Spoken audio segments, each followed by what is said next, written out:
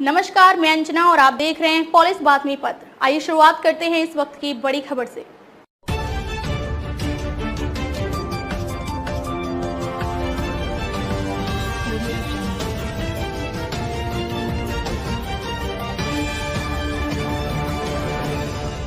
बेटी को पिता और पैतृक संपत्ति में बेटे के समान अधिकार प्राप्त हैं, चाहे उसकी शादी हो गई हो या नहीं। हिंदू उत्तराधिकार अधिनियम 2005 के तहत बेटी संपत्ति के बंटवारे का दावा कर सकती है। हालांकि वसीयत के आधार पर उसे बेदखल किया जा सकता है। बेटी की मृत्यु पर उसके बच्चों को समान अधिकार मिलते हैं। भारतीय समाज में परंपरागत रूप से बेटी को संपत्ति में अधिकार कम ही दिया जाता था, लेकिन बदलते समय और कानूनों के अनुसार अब बेटियों को भी पिता और पैतृक संपत्ति में बराबर का अधिकार मिला है। हिंदू उत्तराधिकार अधिनियम 1956 में 2005 में किए गए संशोधनों के बाद बेटी और बेटे दोनों को समान अधिकार दिए गए हैं।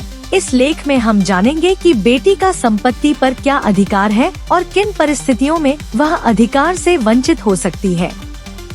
शादी के बाद बेटी का अधिकार। बहुत से लोग मानते हैं कि शादी के बाद बेटी का मायके की संपत्ति में कोई अधिकार नहीं होता, लेकिन यह गलत है। डॉक्टर चारू वलीखन्ना के अनुसार कानून यह स्पष्ट करता है कि शादी के बाद भी बेटी के अधिकार समाप्त नहीं होते।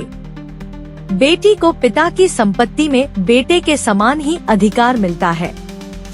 चाहे बेटी की शादी हो चुकी हो या न हो, वह संपत्ति में हिस्सेदार बनी रहती है। बेदखली का मामला हिंदू उत्तराधिकार अधिनियम 2005 के अनुसार यदि वसीयत नहीं की गई है तो बेटी को बेटे के समान अधिकार मिलता है, लेकिन अगर वसीयत मौजूद है तो माता पिता अपनी इच्छा से किसी को भी संपत्ति दे सकते हैं। इस स्थिति में माता पिता यदि चाहें तो बेटियों को वसीयत से बाहर भी रख सकते हैं। वसीयत के आधार पर ही संपत्ति का वितरण होता है। पैतृक और स्वार्जित संपत्ति में अधिकार हिंदू उत्तराधिकार संशोधन अधिनियम 2005 के तहत बेटियों को पिता की पैतृक और स्वार्जित संपत्ति में बराबर का अधिकार मिलता है। पहले केवल पुरुषों को ही संपत्ति के विभाजन का अधिकार होता था, लेकिन अब बेटियां भी संपत्ति के बंटवारे का दावा कर सकती हैं।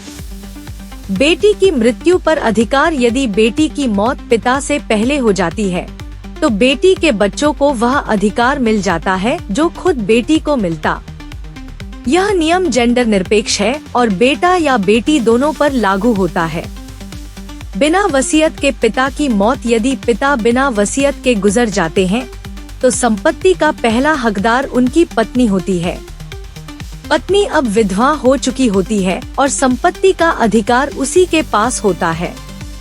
वह तय करती है कि संपत्ति में किसे क्या हिस्सा मिलेगा। भारत में संपत्ति के अधिकार में बदलाव से बेटियों को भी उनके कानूनी अधिकार मिल रहे हैं।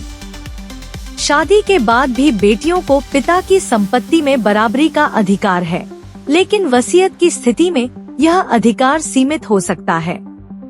इस कानून के तहत बेटियां और उनके बच्चे दोनों संपत्ति के हकदार होते हैं। इतना ही, फिर मिलते हैं ऐसी ही कुछ मुख्य खबरों के साथ। तब तक के लिए नमस्कार और देखते रहिए पुलिस बातमी पत्र।